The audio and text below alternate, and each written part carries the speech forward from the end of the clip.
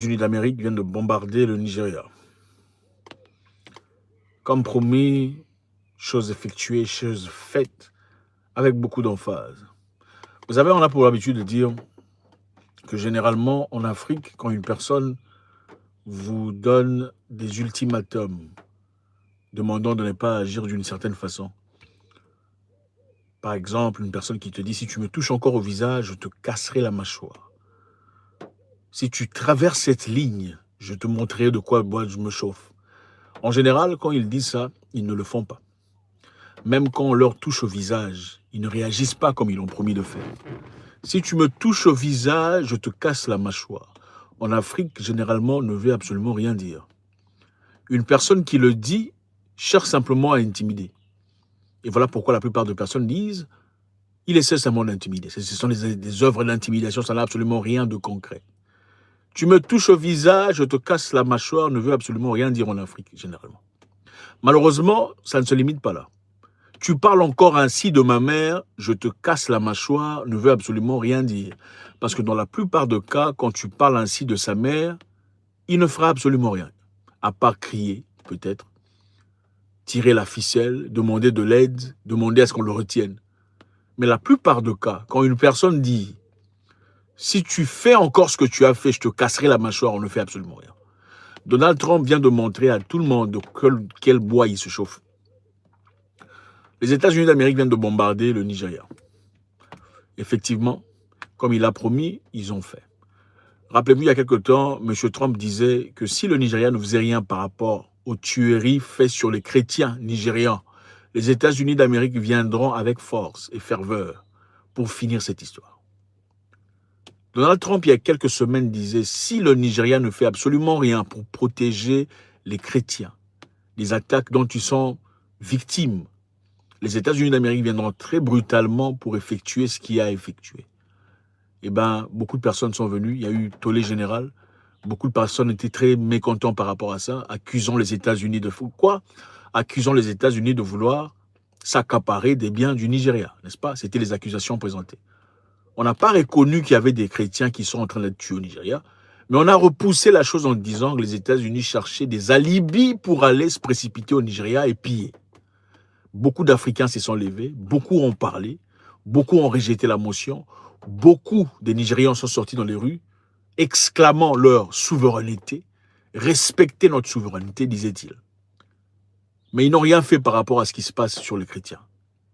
Au Nigeria, pour le contexte, c'est très simple, beaucoup de gens sont tués actuellement.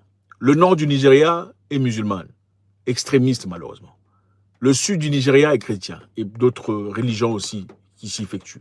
Généralement, les attaques de Boko Haram, des ASS, de SWAP et tout le reste se passent au nord du Nigeria, là où c'est prédominant musulman.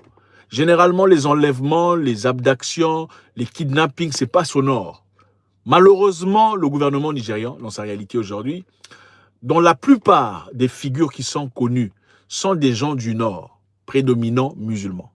Alors cela donnerait-il l'impression peut-être à tout le monde que puisque vous êtes musulmans, le fait qu'on vous dise que nous sommes en train de souffrir, nous chrétiens, vous ne faites rien, donnerait l'impression que le gouvernement nigérian est peut-être complice de cette histoire? Je vous rappelle ici, tout a commencé comment? Il y a un pasteur nigérian qui a fait une vidéo disant que nous sommes tués. Il y a un génocide qui se passe au Nigeria. Nous sommes en train d'être tués ici chez nous. Il a dit avoir passé des informations de renseignement au gouvernement à multiples occasions. Ils ont passé des informations de renseignement à multiples occasions au gouvernement, disant « Nous ici savons que dans 2 jours, il y a des gens qui sont extrémistes islamistes viendront ici pour tuer. Nous avons les informations, nous avons leur location, nous avons leur destination, nous avons l'heure. Veuillez faire quelque chose à ce propos. » Ces groupes de gens ont envoyé des documents au gouvernement nigérian en disant « Nous savons exactement quand est-ce qu'ils comptent venir ici pour attaquer. Nous avons les informations, nous avons les éléments, nous connaissons leur destination et leur localisation actuelle. Veuillez nous assister. » Le gouvernement nigérian n'a fait absolument rien. Ils ont ignoré. À plusieurs reprises. Et à plusieurs reprises, ils ont été tués, massacrés, tout le bazar. Comprenez-vous maintenant pourquoi les gens disent que le gouvernement est complice de cette histoire? Parce que quand Trump est venu en disant « Si vous ne faites rien à ce propos, nous allons réagir, les États-Unis d'Amérique. » il y a eu tollé général. Beaucoup d'Africains, parmi vous d'ailleurs, disaient que Donald Trump cherche des excuses pour aller au Nigeria.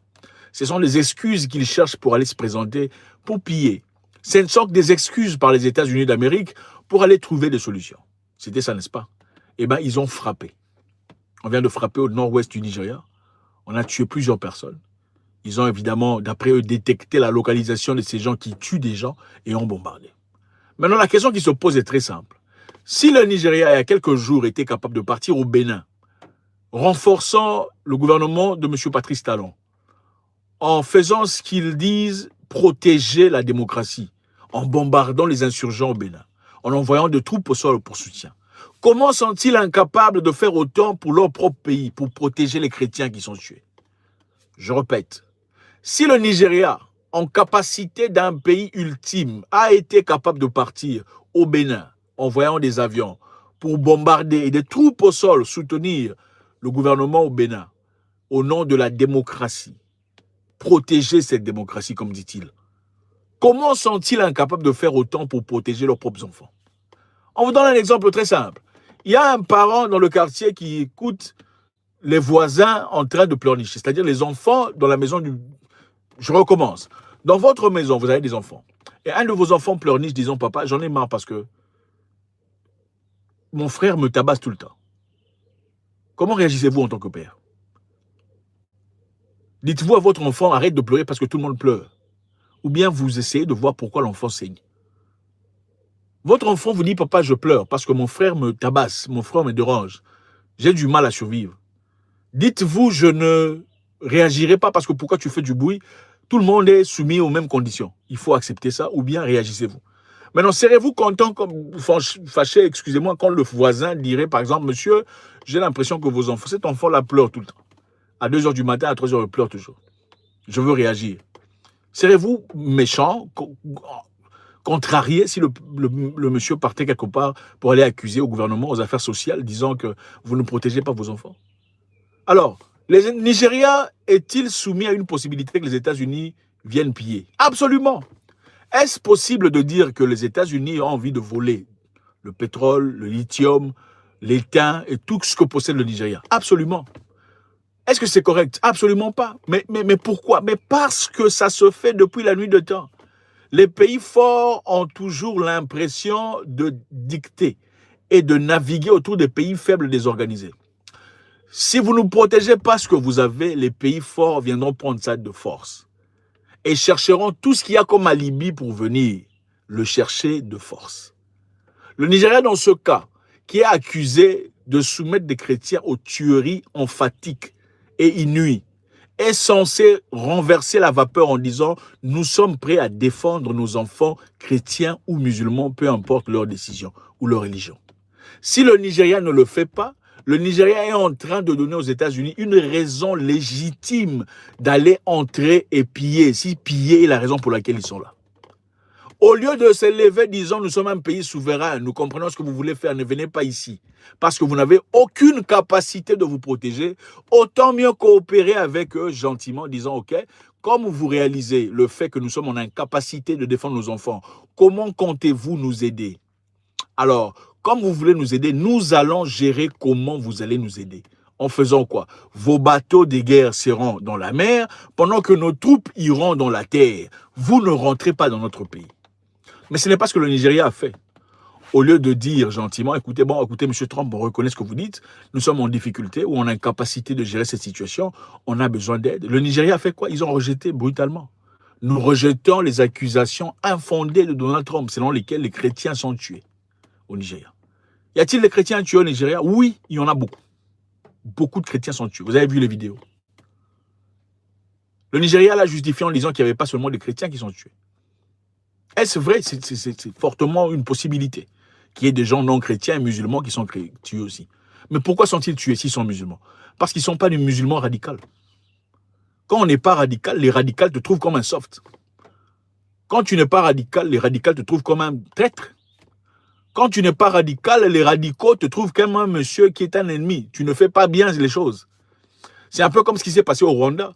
Au Rwanda, il y avait les Tutsis et les Hutus qui se tuaient.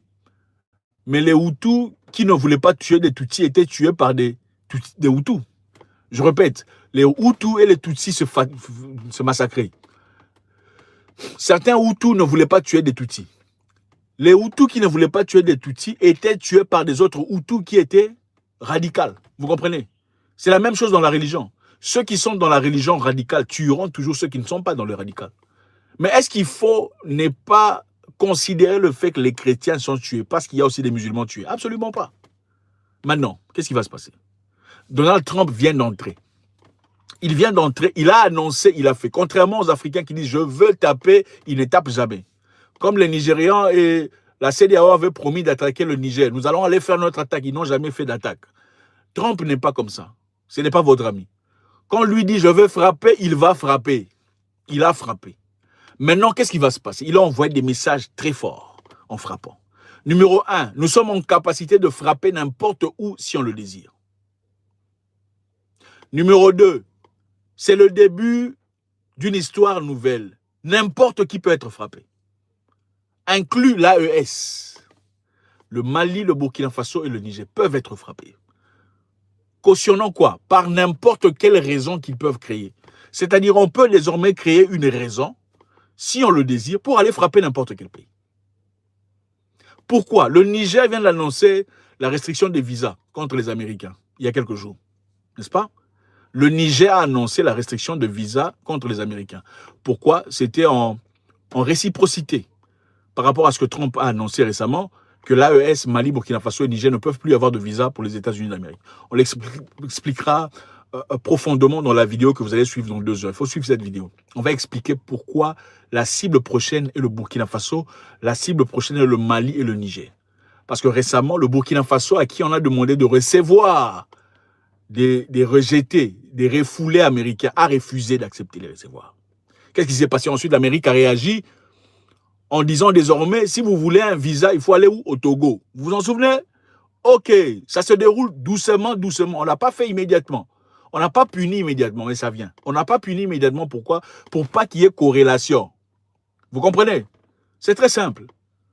Pour connaître l'homme, il faut connaître le caractère de l'humain. C'est simple. Tout dans la vie est gérable. C'est le caractère de l'humain. Que ce soit en technologie, vous voulez évoluer, il faut d'abord connaître le caractère de l'humain. Que ce soit la géopolitique, c'est le caractère de l'humain. Que ce soit l'amitié, la correspondance, le networking, c'est d'abord le caractère de l'humain. L'humain est soit direct ou composé en étant défiant. Direct ou défiant en composition. C'est-à-dire, il peut réagir directement ou réagir en arc. Ce qui se passe ici est une répercussion, en tout cas, de ce qui s'est passé dans le passé. Les États-Unis est là, numéro 1. Ils ont frappé. Ils ont promis de le faire, ils l'ont fait. Deuxièmement, désormais, ils viennent d'ouvrir une porte. N'importe qui peut être frappé. Troisièmement, pour quelle raison? N'importe quelle raison est suffisant. Quatrièmement, l'AES est en danger. Pour ce que l'AES, le Niger a rejeté les militaires américains en leur demandant de quitter le territoire. Le Niger vient de retalier en disant pas de visa pour Américains. 3. Le Burkina Faso a refusé d'accepter la présence des refoulés américains. 4. Il y a le Mali. Suivez la vidéo qui vient dans 2 heures. On va décortiquer tout ça. 5. Il y a l'Afrique du Sud qui est mise en garde aussi. Pourquoi? Parce qu'elle est accusée de génocide contre les Blancs. C'est-à-dire qu'ils peuvent utiliser la même motion pour frapper n'importe où désormais. 6. Malgré que nous ne sommes pas tous d'accord avec le Nigeria, dû au fait qu'ils n'ont pas reconnu officiellement que les chrétiens étaient en train d'être tués, l'Afrique doit réagir en soutien du Nigeria. Et ce n'est pas pour l'intérêt du Nigeria, c'est l'intérêt de l'Afrique qui est en danger. Si l'Afrique ne soutient pas le Nigeria dans cette histoire, vous venez d'ouvrir une porte qui ne se refermera plus